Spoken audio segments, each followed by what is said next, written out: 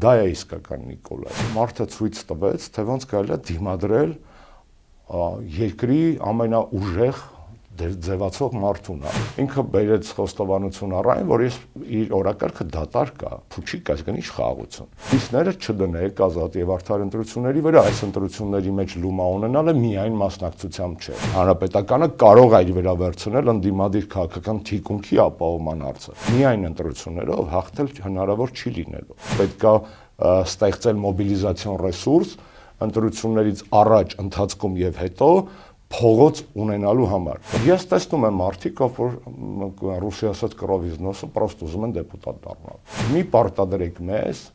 ներընդդիմադիր գզվրտոցներ։ Իսկ մեր մասնակցության պարագայում մենք ունենք շատ ավելի մեծ շանսեր հաղթահարելու մեր շեմը, քան որոշ ընդդիմադիր ուժեր իրանց շեմը։ Մանդատ հանուն իշխանափոխության պետք է, բայց մանդատ հանուն մանդատի պետք չի։ Որ ընդդիմության միասնական շտաբի կարիք կա, ակնհայտ է դա։ Ուզում եք Նիկոլը գնա, պատրաստեք, եթե Նիկոլը գնում է, դուք չլինեք պարլամենտում։ Այդ շատ կարևոր հարց է, ունեմ տպավորություն, որ մենք երբեմն ՀԿ-ում կամ ես անձամբ կամ իմ ընկերներ ավելի շատ ենք շահագրգռված, որ այս ամբիցիա ցույց տված ընդդիմադիրների մոտ ստացվի, քան իրանք։ Ներքաղաքական դաշտը լայն թափով պատրաստվում է ընտրությունների։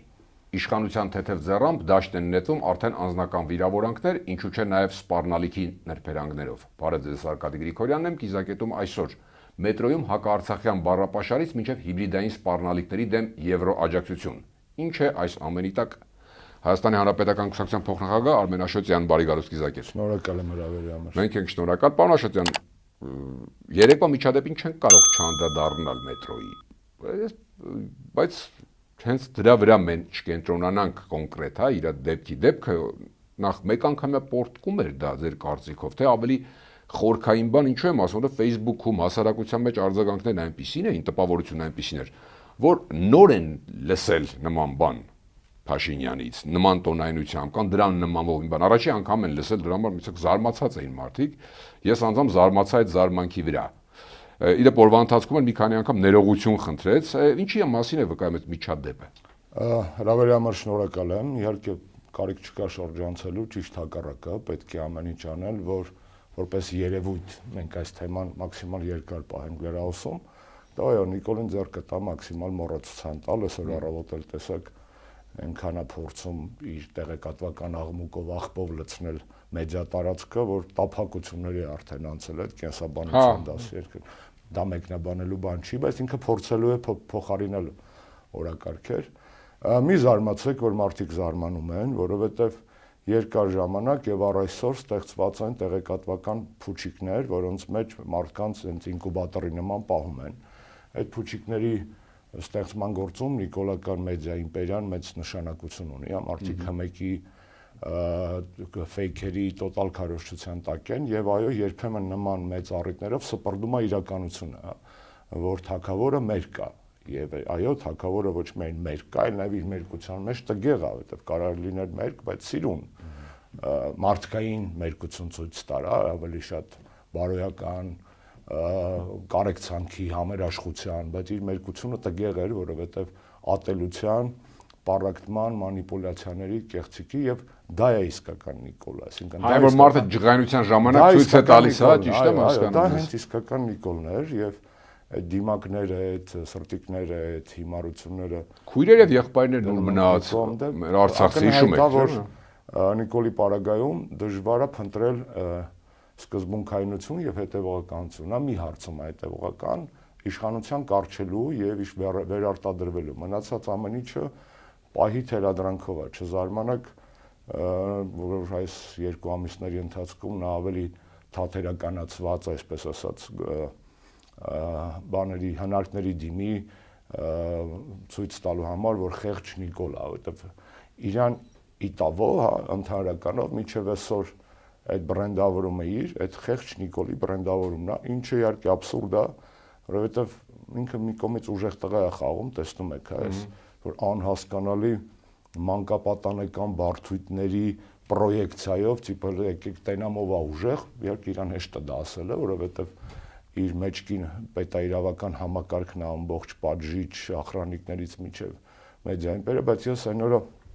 մի դրվագ հիշեցի, նորմալ տղամարդկային հարաբերությունների մեջ ուժեղությունը չափվում է դեմ հանդիման, աջին աջին, այսինքն մարդ բերել ուժեղության նշան չի կամ հարցակվելը շատով կամ ոստիկանությամբ սպառնալ ուժեղության նշան չի, եւ այդ տրամաբանության մեջ ուժեղ տղեն Արտաշես Գեղամյանն էր լուսահոգի, Աստված հոգում փրկություն տա, ով տենց աջին աջին ազգային ժողովում Նիկոլին ցույց տվեց ով է ուժեղ տղեն։ Մենք այդ շատ լավ հիշում ենք այդ դեպքը։ Քարոզչական տեսակետից այո, այս դրվագը շատ կարևոր է եւ իմ ողջ հարգանքը այդ տիկնոջ հանդեպ, որովհետեւ մարդը ցույց տվեց, թե ոնց կարելի է դիմադրել երկրի ամենաուժեղ ձևացող մարդուն է եւ այդ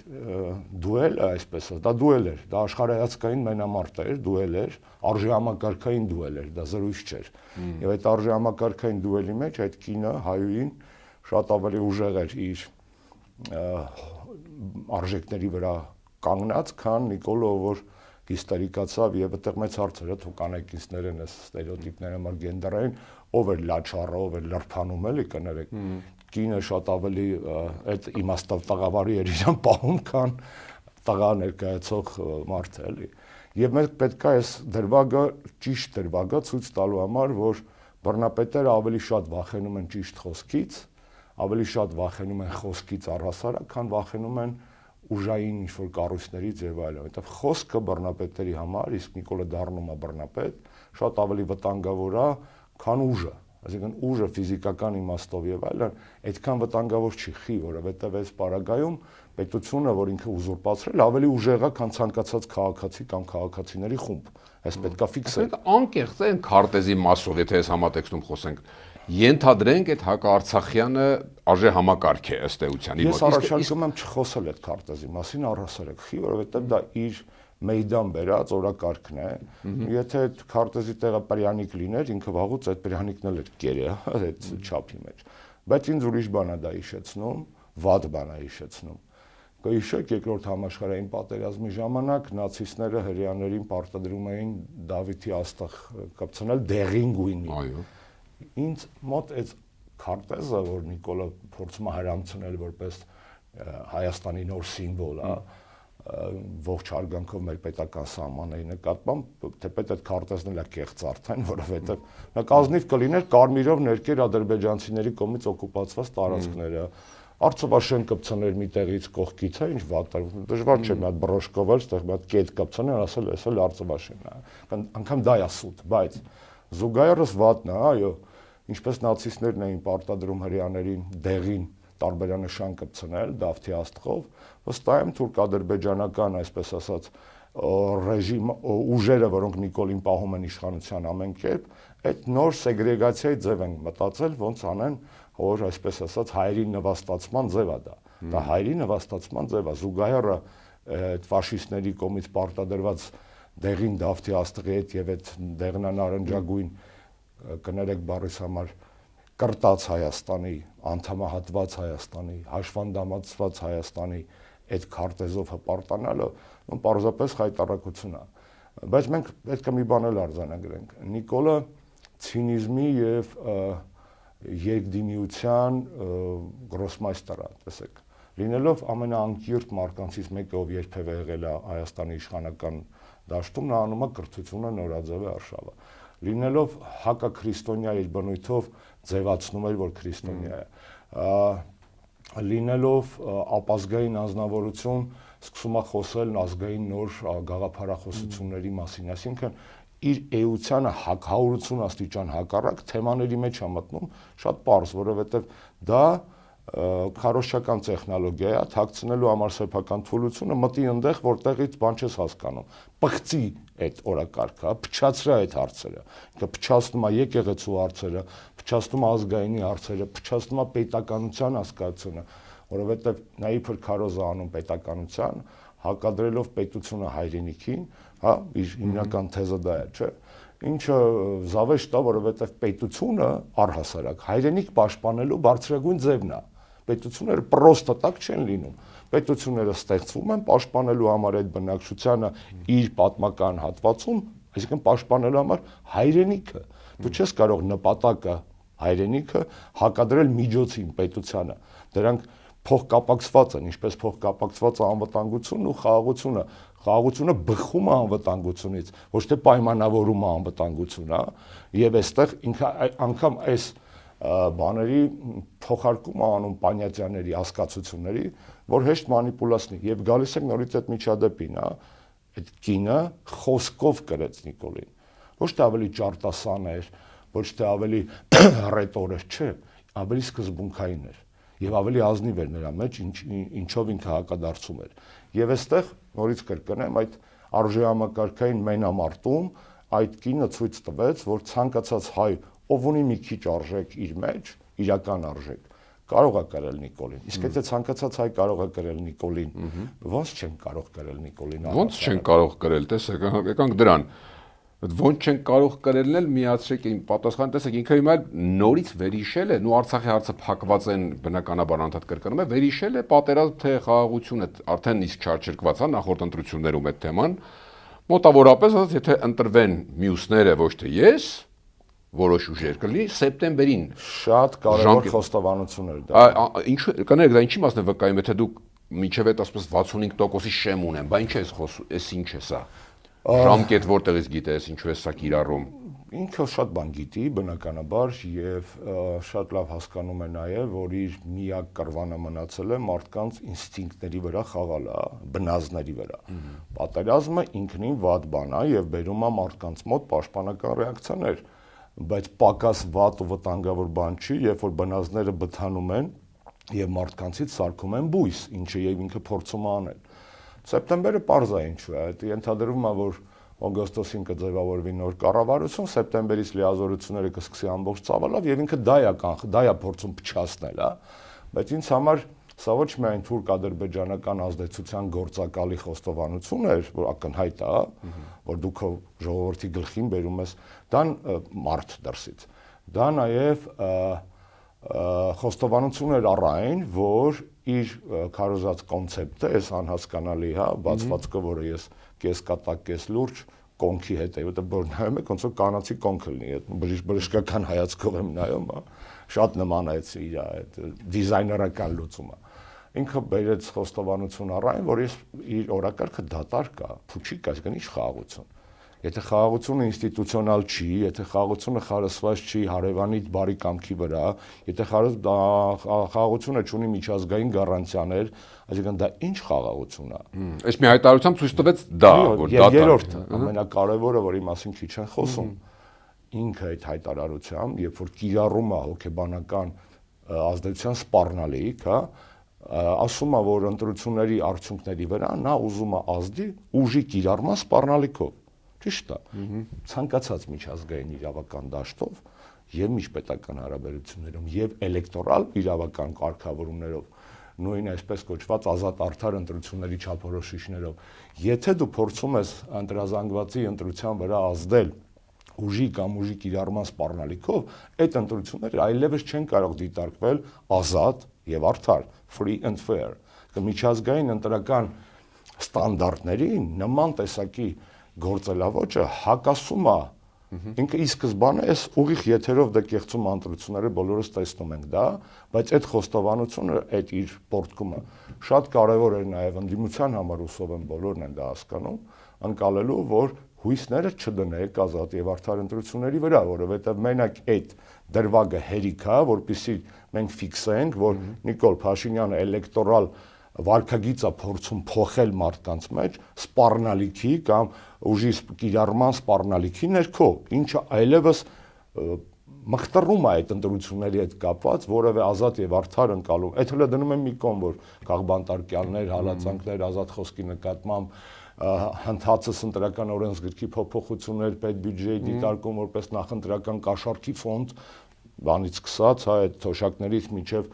այս խայտարակ առողջապահական իրավիճակը, որ ակնհայտ է, որ ընտրություններից հետո պայթելու է, որովհետև բժիշկներին խոսացրեք, իրանք դες կպատմեն ինչա կատարվում հիվանդանոցներում։ Այսինքն երրորդը նա էր, որ ընտրությունները Նիկոլա խոստովանում է, որ չեն լինելու ազատ եւ արդար։ Լավ, այդ ինք խոստովանեց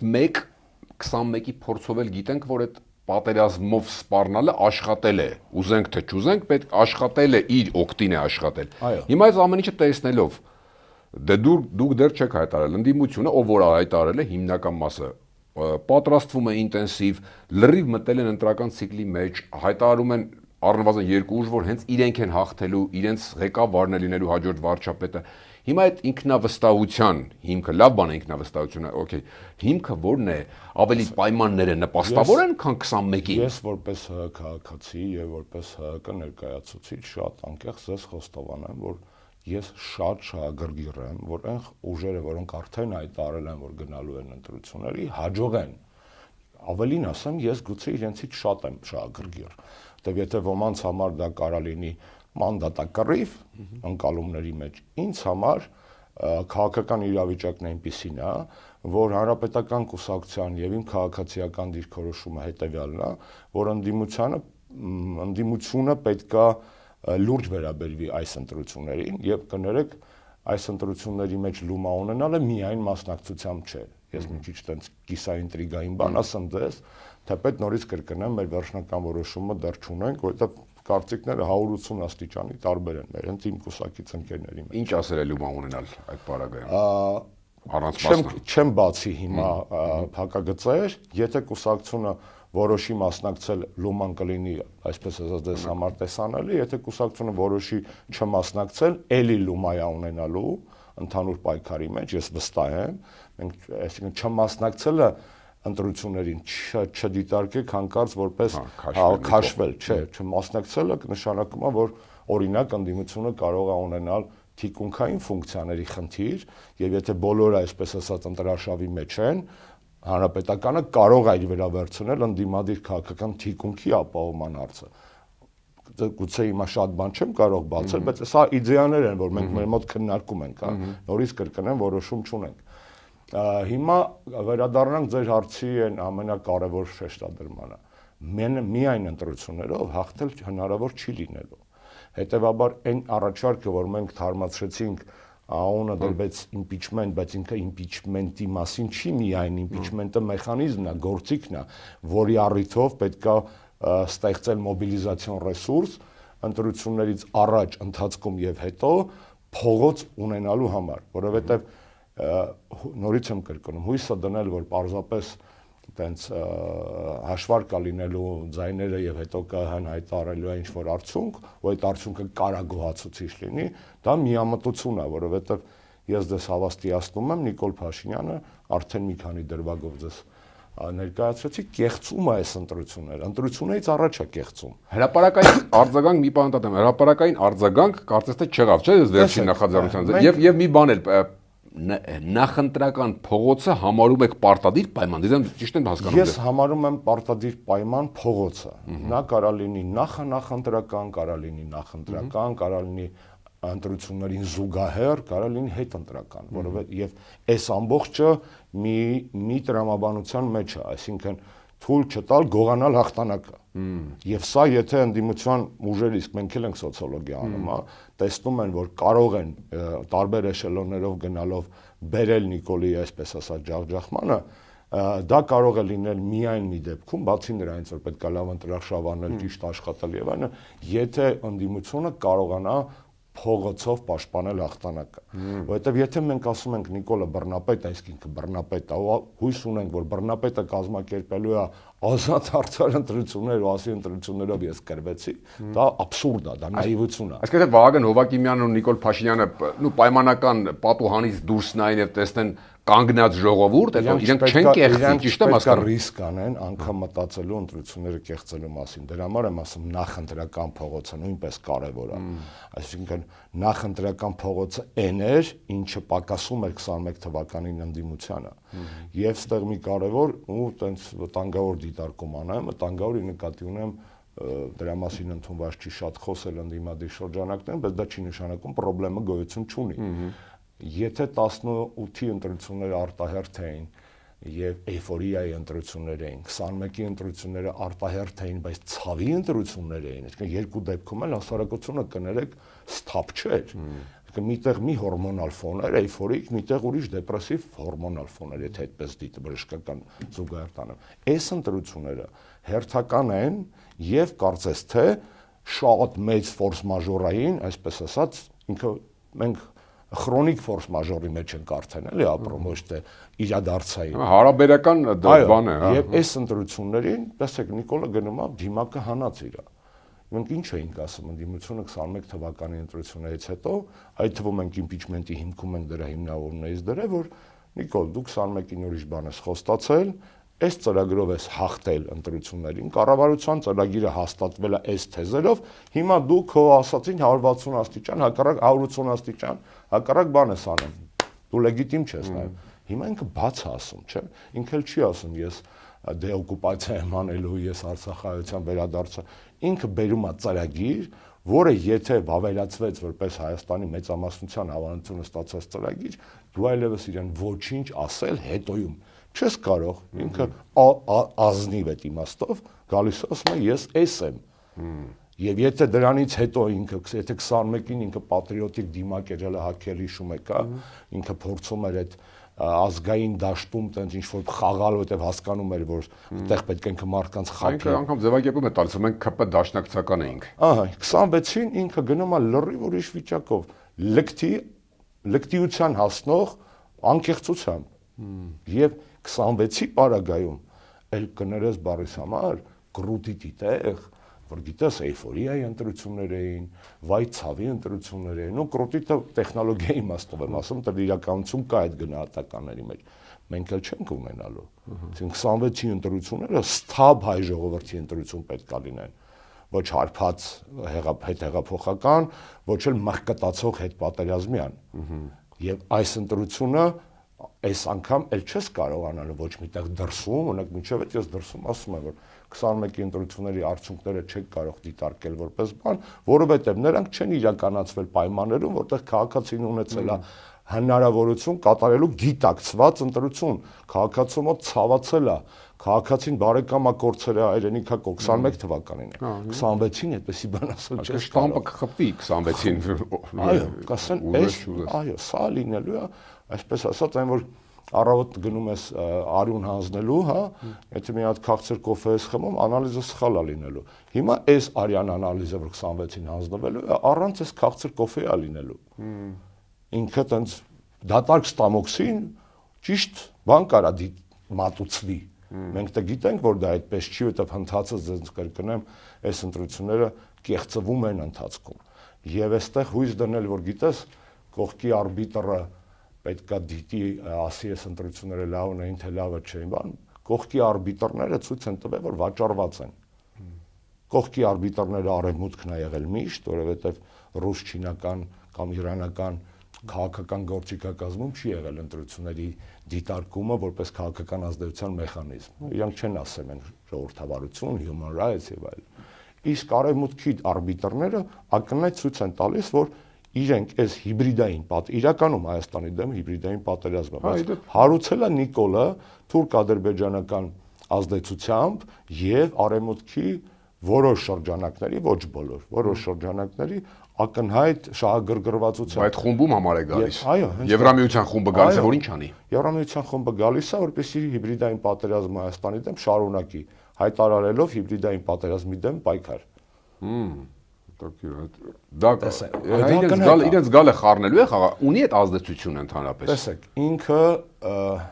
քաղաքական դաշտում, արևմտյան քաղաքական դաշտում ու եվրոպական ասենք ավելի շատ ունի սվոյ պարինի ընկալումը այլևս։ Էլիտան Եվրոպական միության հասկանում է, որ Նիկոլ Փաշինյանին կարելի է եւ պետք է օգտագործել սեփական նպատակների համար, որpեսզի մենք Եվրոմիությանը եւ եվրոպացիներին տենց կուրորեն չմեղադրենք, հիշենք նաեւ հետեւյալը. այս այդ նույն եվրոպացիներն էին, որոնք 20 թվականի դեկտեմբերին ասում են Արցախի հարցը լուծված չի, որոնք 21 թվականին զեկույցներ էին ընդունում, որ 44 օրյային Ալիևը գործել է մարդկության դեմ ոչիրներ եւ պետք է հետաքննվի, որոնք քննադատում են Թուրքիային վարձկաններին բերելու համար, որոնք պահանջում էին Արցախահայության վերադարձի իրավունքի ամրագրում, այսինքն այդ նույն եվրոպացիք են, այդ նույն էլիտան է, այդ ոնց էր 20-ականների սկզբին, այսպես ասած, իրանք այդ դիրքորոշումները պաշտոնապես թղթերով հայտնում են, պրոհայկական այսպես կոչեն։ Հիմա հրաժարում են, խի,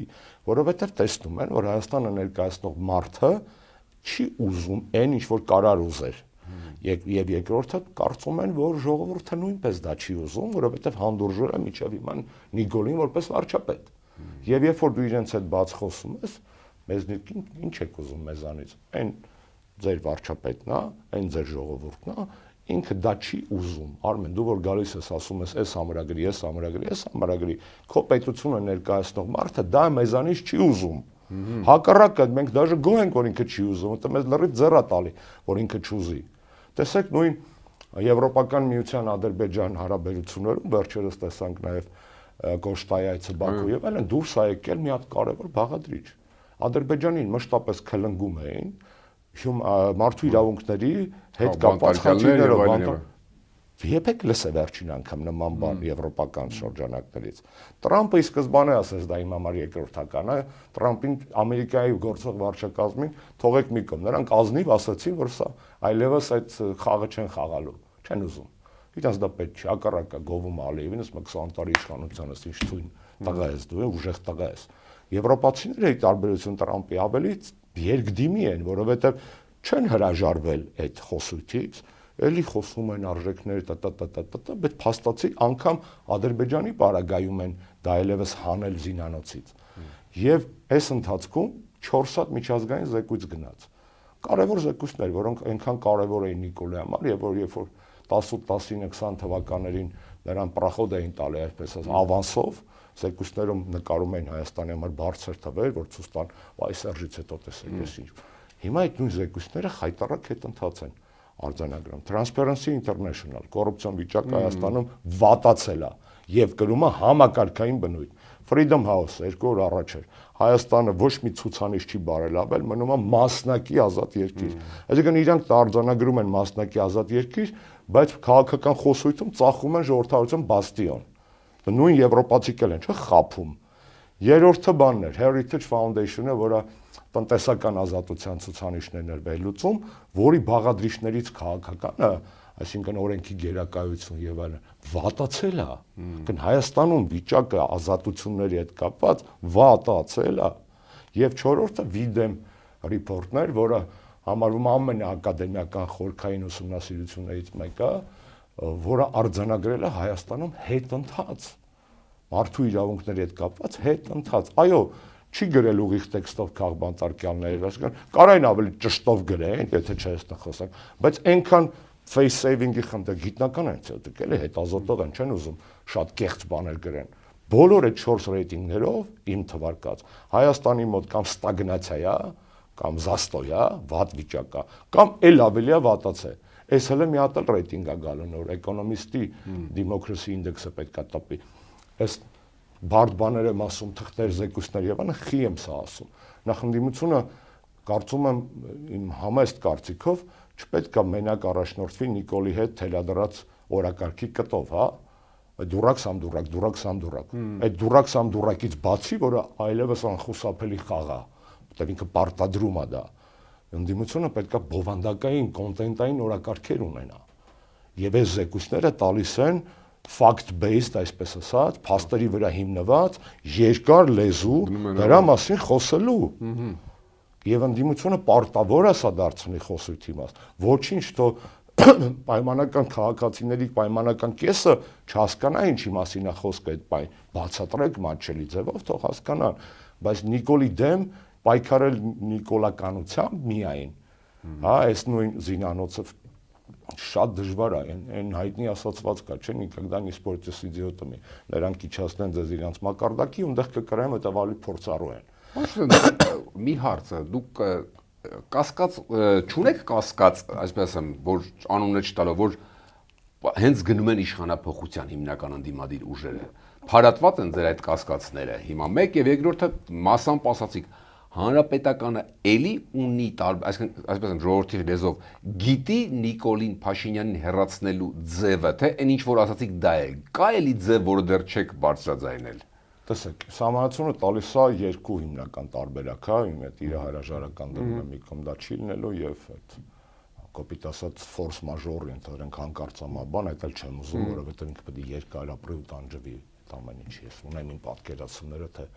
ինչ եմ առաջարկելու ապագա իշխանություններին Նիկոլ Փաշինյանիզմը Հայաստանում վերջնականապես խայտառակելու համար։ Երկու այլ մնացած ձևերից ես ասացի, երկուսն էլ նախագահն էլ դա ասել մի քանի անգամ դատարանի բակում, դրանք համադրելի ձևեր են։ Դրանք հակասության մեջ չեն, ընտրությունները օրացուցային իրադարձություն են, նրանք պետք է լինեն։ Վաղ թե ուշ, անգամ Ուկրաինայում ռազմական դերության պարագայում արդեն արևմուտքը պարտադրում է, չէ՞, օրակարգ որ գնացեք ընտրությունների։ Դրանք կլինեն, բայց այդ ընտրություններին գնալու, եթե ընդդիմությունը հավատում է, հավաքական ընդդիմություն իր իսկ խոսույթին, իսկ խոսույթը որն է, որ բռնաճնշումները, որ ժողովրդավարության սահմանափակումը, որ Նիկոլ Փաշինյանը կեղծում է, դա մենք բոլորս ենք, չի ասում։ Մեկը ավելի շատ, որովհետև անցել է դրա միջով բանտային կալանքի, մեկը ավելի քիչ տեսական, որովհետև առնվազն իր ընկերն է անցել կամ անցնում հիմա։ Եթե ընդդիմությունը հավատում է իր ասածին, ապա պետք է հասկանա, որ մենք չենք ապրում նորմալ քաղաքական իրավիճակում, սա սովորական քաղաքական ցիկլ չէ, եւ առաջնորդվել բացառապես այն դասական գործիքակազմով առանց փողոց մոբիլիզացնելու մենք արդեն խոսեցինք։ Դա նշանակում է ցուցաբերել հանցավորությանը մոտ նաիվություն, հանցավորությանը մոտ։ Ես տեսնում եմ մարդիկ, որ ռուսի ասած կրովիզնոսը պրոստ ուզում են դեպուտատ դառնալ։ Նաև թվում ընդդիմության դաշտում։ Ես տեսնում եմ ընդդիմության մեջ խոսքի եւ գործի միջև մեծ անդունդ, հա, երբ որ խոստանում են կամ կոչ են անում ընդդիմության իրար վրա չկրակել ու հենց նույն օրը կամ դրանից առաջ եւ դրանից հետո շարունակում են բոլորի հետ գզվրտվել, ուրեմն խնդրեմը իրենց մեջ է, չէ՞։ Հանրապետականը բան դաշտում, տեղեկատվական դաշտում լոկալ նշանակության մարտերի մեջ է պարբերաբար մտել, տարբեր սրացումներով երկրորդ նախագահի թիմի հետ, հա։ Մենք ուրիշ ոչ մեկի հետ հանրային դաշտում ներընդդիմադիր դիսկուրսի մեջ չենք մտել։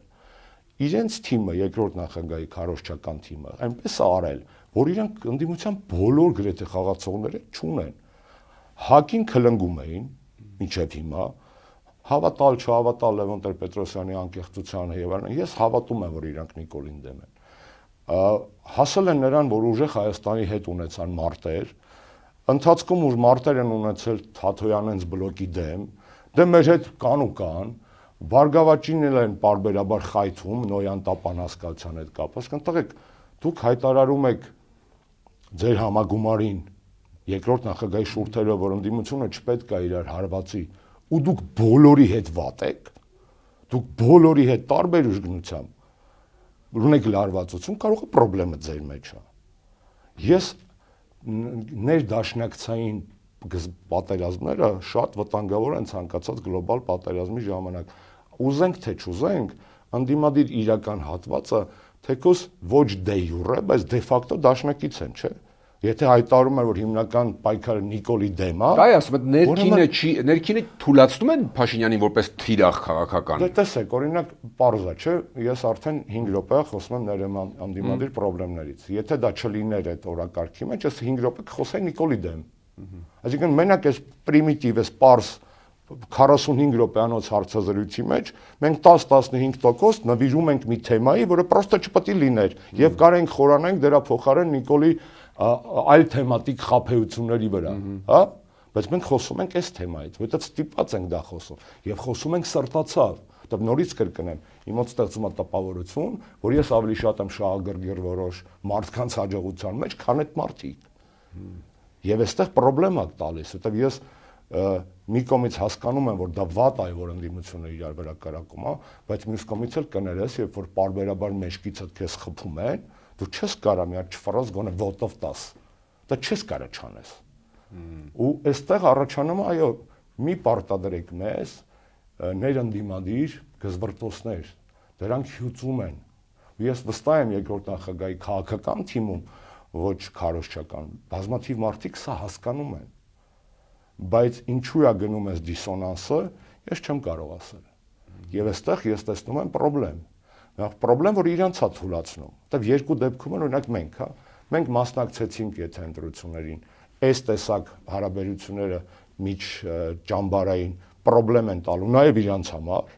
եւ ընդհանուր գործին, եթե մենք չմասնակցեցինք, առավել եւս իմաստը ո՞րն է մեզ հետ մտնելու պերեպալկայի մեջ, որտեղ մենք ազատ ենք այդ իմաստով, կարանք 1-ին 10 պատասխանենք,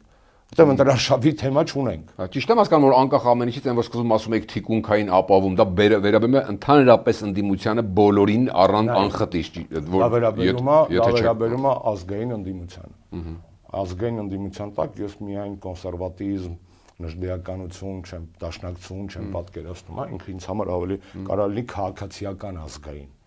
հա, կարող լիբերալ ազգային կարող լինի օրակարգը։ Այդ երկրորդական արդեն, թե Աստված տա մեր երկիրը լինի այն լավ ստաբիլ վիճակում, որ մենք բռնվենք տեսական վեճերի, սոցիալիստների եւ լիբերալների հետ, լինելով կոնսերվատոր, ուր էր տենց բախտ մեզ, էլի, որ այդ լինի քաղաքական դիսկուրսը, ոչ թե դուրակսամ դուրակա։ Եվ մի օրինակ եմ բերում, որ մեծամտություն չհնչի, ցավով եմ սա արձանագրում։ Հայաստանում տարբեր աստիճանի, բարձրաստիճան եվրոպական եւ ոչ միայն պատվիրակությունների այցեր են։ Մենք մշտապես այդ այցերը օգտագործել ենք նախաձեռնելու համար եւ առաջարկել ենք ընդդիմադիր մեր մյուս գործընկերներին այցերը ցույցերի գոնե պիկետների առիթ դարձնել քաղբանտարկյանների եւ այլն։ Հիշում եք, այդ ինչ որ արվել է 90%-ով այս ընթացքում կամ ՀԿ-ի կողմից է նախաձեռնված եղել, կամ ՀԿ-ի ակտիվ մասնակցությամբ, եթե ոչ 100%-ը, հա, մասնակցության մասը։ Եկավ մարտակոսը։ Մի ատակցիա տեսել եք Երևանում։ Չէ։ Բայց ես ձեր ցավը տանեմ։ Ես Բրյուսել եմ, խառն եմ, Ամիջանյանը Բրյուսել է, մերոնք մի պատվիրակությունը Մոսկվայում խառն են եղել, ստեղ չեն եղել։ Իմ մտքից էլ դուրս է եկել, որ գոնե հերավարով։ Հանրապետականի հիմնական քաղաքական, այսպես ասած, սաստավի մի մասը երկրում չէր։ Մենք դա չենք տեղում արել, դուք էլ չեք ֆայմում, այսինքն եթե մենք չենք ֆայմում, դուք ոչ մեկը չի ֆայմում, որ գալիս է կոսը, շրջում է Երևանի փողոցներով։ Դրանից լավ առիթ պիկետի քաղբանտարկյալների։ Միգուցե մտածում են, դե որ անենք, չանենք, մեկ է իրենք գիտեն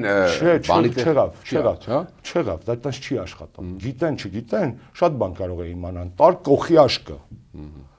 Իրանց հանի կոմֆորտ զոնայից։ Ես ուրախ եմ, որ Եվրոկոմիսար Կոսին դզել է Երևանում մանգալը կամ Շիրակում զբոսնել է Գյումրիում, բայց ես տխուր եմ, որ այդ զբոսանքի մեջ ոչ մի քաղաքական ուժ եւ քաղաքացիական նախաձեռնություն չի ֆայմել մոտենալ Կոսին, գոնե ասել ճոճ Կոս, այս բուկլետն է քաղբանտարկյալների, ճոճ Կոս կամ էսի, մադամ Կոս, էսի եկեղեցու դեմ արշավի ապացույցներն է, այս լրագրողների բանտարկելու ապացույցներն է եւ ԶԼՄ-ների գործը։ Մենք որ զբաղված ենք եղել, ոչ մեկ չի արել։ Հասկանում ես, ես սա ցավով եմ ասում, այսօր չեմ տալի, ընդունում եմ նաեւ այն տեխնիկական մեղքը, որ ես մեղավոր չեմ, որ իմ մտքով լինելով դրսում դա ուշ է անցել։ Բայց մենք միշտ ենք դա արել, եթե մենք դա չենք արել, ոչ մեկ չի անում։ Ոչ մեկ, ոչ մի իրավապաշտպան, ոչ մի քաղաքական, քաղաքացիական ուժ չի անում, թե բոլորը տարված են իրանց ընտրաշավով։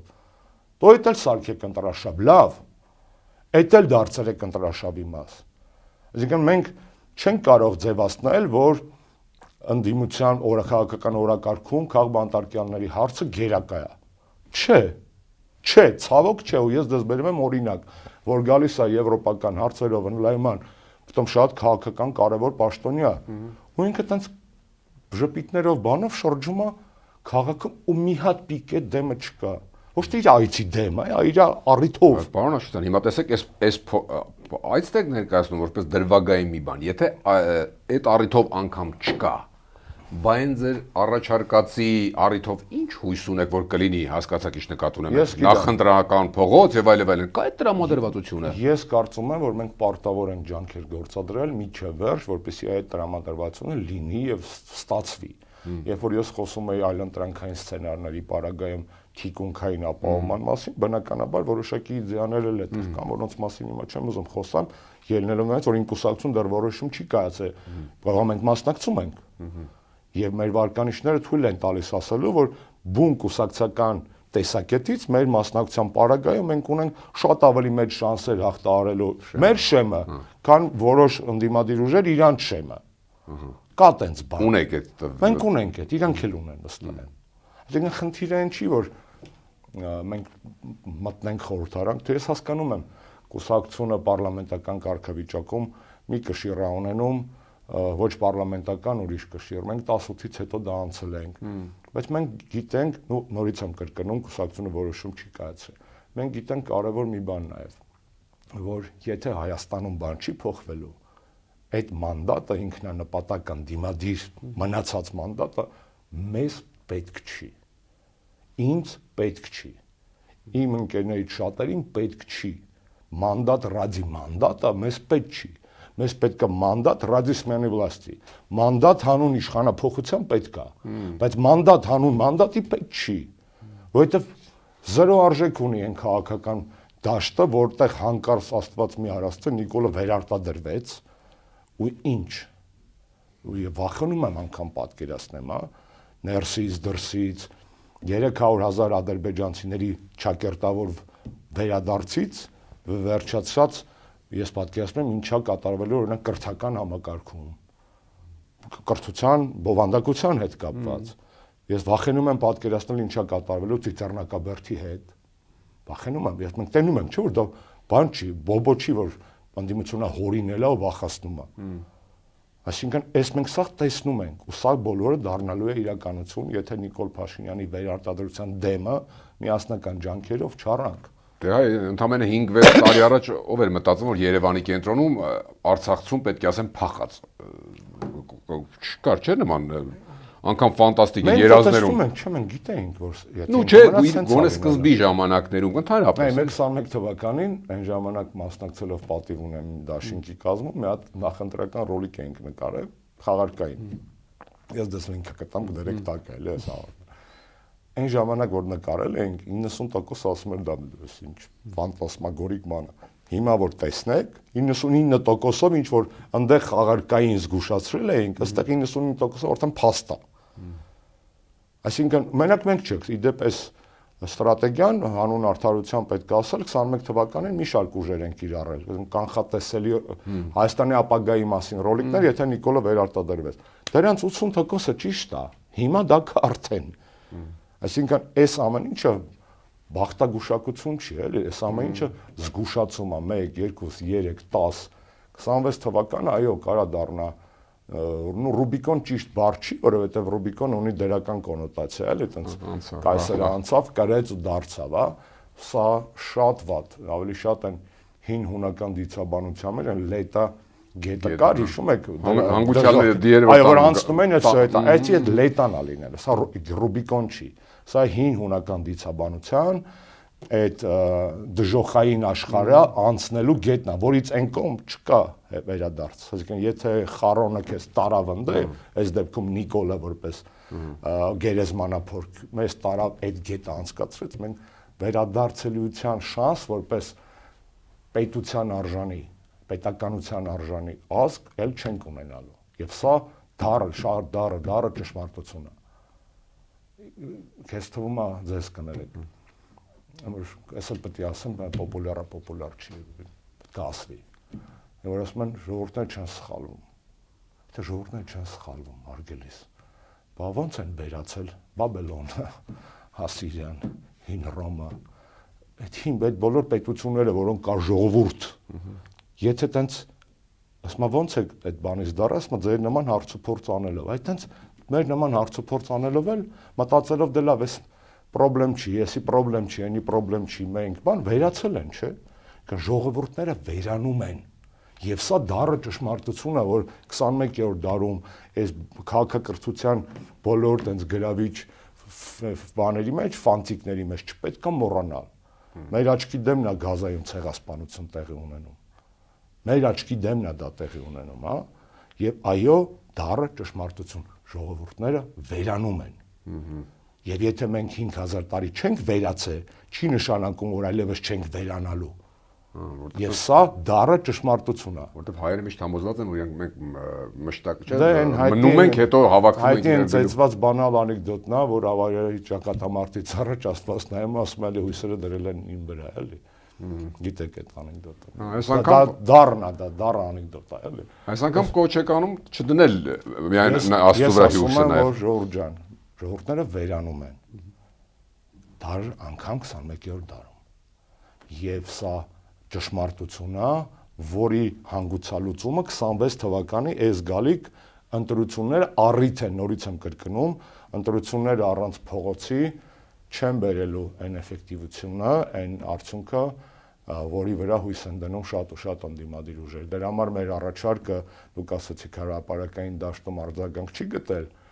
մենք դուրս ենք եկել այն տարիքից, որ այտենց պուբլիշնի պրես ռելիզների կարիք ունենանք, հա։ Ես գիտեմ, որ իմ ընդդիմադիր բազմաթիվ ընկերների եւ գործընկերների մոտ այլ դաշտերից այդ մտահոգությունը կա, դրա անցալումը կա եւ մնում է ունենալ խիզախություն եւ օրինակ, հա, ընդդիմության միասնական շտաբի կարիք կա, ակնհայտ է դա։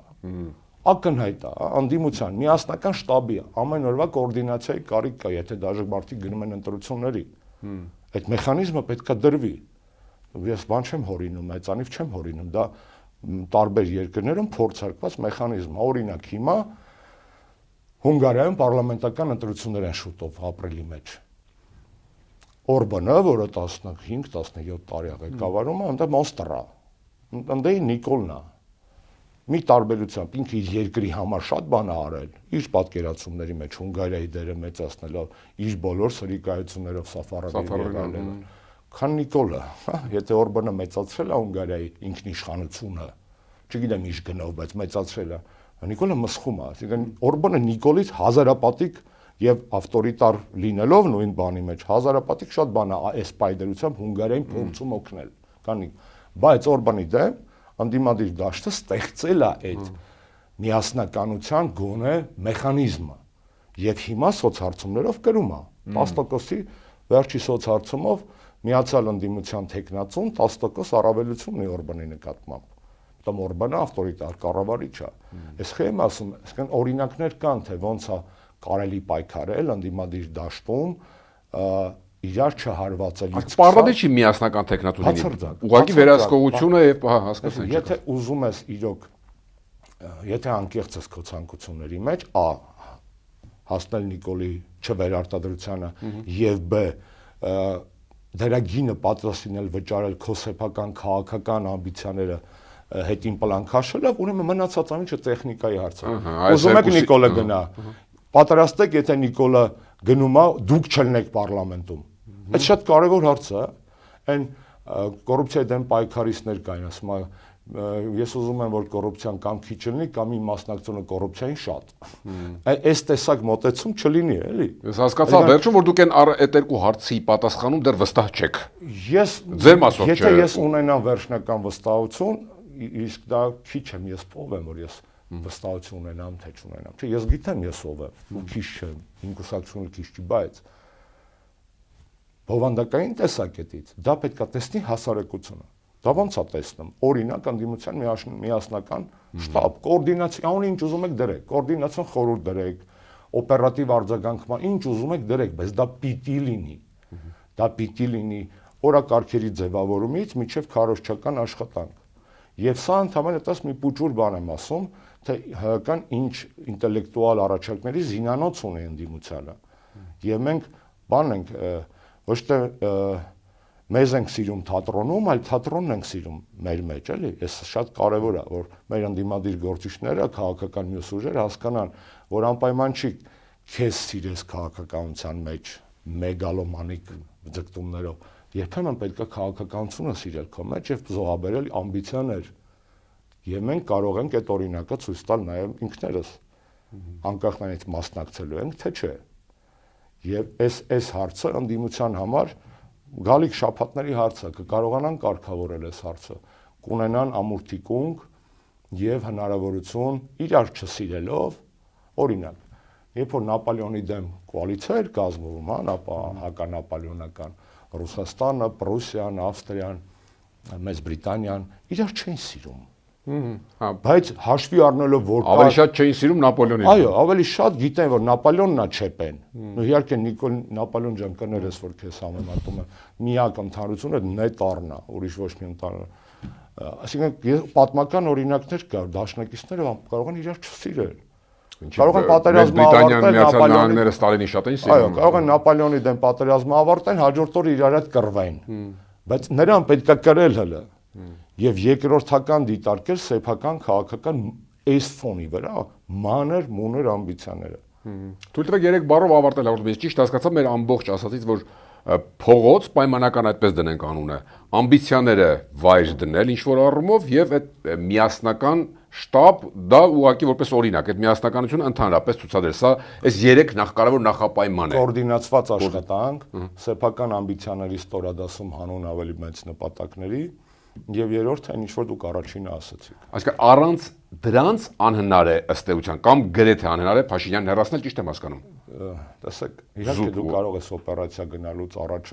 մի 100 գրամ խմել, ծխել, լավել ուտել, հետո գնաս վիրահատվես։ Ելքը այդ վիրահատության շատ ավելի վատն է լինելու, քան եթե դու հետևես բժշկի խորհուրդներին եւ 24 ժամ շուտ բան չուտես, շատ ջուր խմես, ենթադրենք եւ այլն եւ այլն։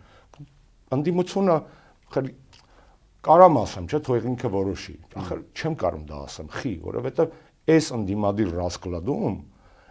իրանցից իմ երկրի համար շատ մանա կախված։ Ես չեմ կարող ասեմ դա ձեր ներքին գործն է։ Ես հասկանում եմ, որ քաղաքական տեսակետից, իրավական տեսակետից ցանկացած անդիմադիր մարդուց տեղից կանչեք, ուրիշ ճամբանից, կասի, «Աշոտյան, ինչ գործն է, թող գնա իր կուսակցությունում զբաղվի»։ Հա,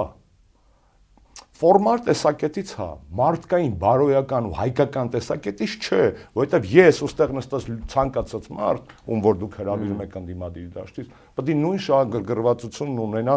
բոլորի մեջ, բոլորի հաջողության մեջ։ Ու նույնիսկ կրկնեմ, ես ունեմ տպավորություն, որ մենք երբեմն ՀԿ-ում կամ ես անձամբ կամ իմ ընկերները ավելի շատ ենք շահագրգռված, որ այս ամբիցիա ցույց տված անդիմադիրների մոտ ստացվի, քան իրանք։ Եվ այս իմ պահանջը հայկական է։ Այո, դե յուրե ես գուցե այդ իրավունքը չունեմ ասելու անդիմադիր այլ գործընկերների ներքին գործերի մեջ միջամտելու, բայց սրանք վաղուց արդեն ներքին գործեր չեն։ Սա վաղուց արդեն սովորական ընտրություններ չեն։ Այո։ Շատ շնորհակալ եմ։ Փոխադարձ։ Հիշեցնեմ կիզակետում այսօր ՀՀԿ փոխնախագահ Արմեն Աշոտյանն էր, կիզակետի թողարկումներն ուշադրել տեսանյութեր դիտելու համար առաջարկում եմ բաժանորդագրվել մեր YouTube-յան ալիքին, կհանդիպենք։